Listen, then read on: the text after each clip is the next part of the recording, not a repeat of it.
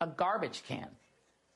Donald Trump describes America, a country that has given him more than he deserved, including a presidency he had zero qualifications for, as a garbage can.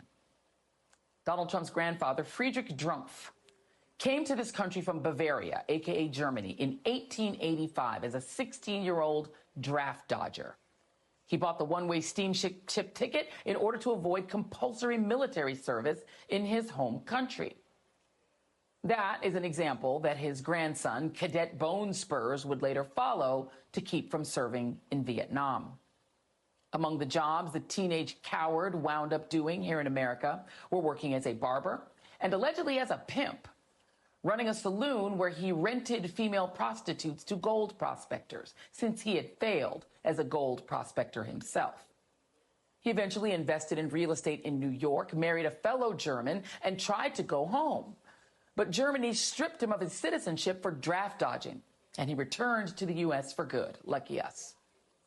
His middle child, Fred, was Donald Trump's father. Fred inherited New York properties from his father and built his real estate empire by becoming a slumlord in Queens, New York, taking advantage of generous tax incentives while also being a prolific tax evader, best known for buying up and ruining Coney Island. He used to lie about his German heritage, pretending to be Swedish so he could do business with Jewish New Yorkers, while getting sued by the Nixon administration for refusing to rent apartments to black New Yorkers. Donald Trump's mother, born Marianne McLeod, was an immigrant too, from Scotland. She was working as a maid when she met Fred, but pretty soon, with Fred on her arm, she was sporting fur coats and jewels, while refusing to let her own nieces and nephews have free access to the coin laundry in the buildings the Trumps let them live in, and sometimes withholding heat, according to her niece, Mary Trump.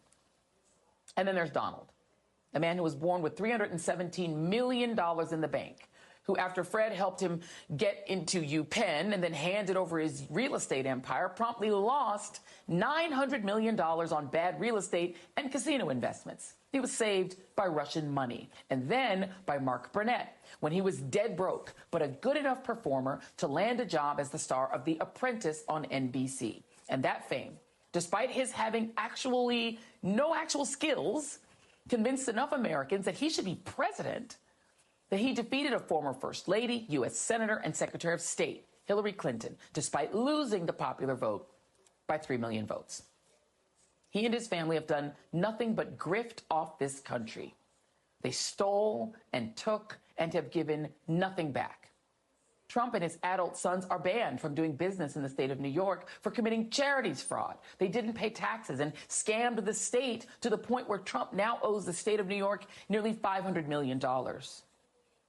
Donald Trump has a lot of effing nerve calling this country, a country that has given him every undeserved benefit a mediocre, garish, tacky, creepy sex pest, whiner, and felon could possibly imagine.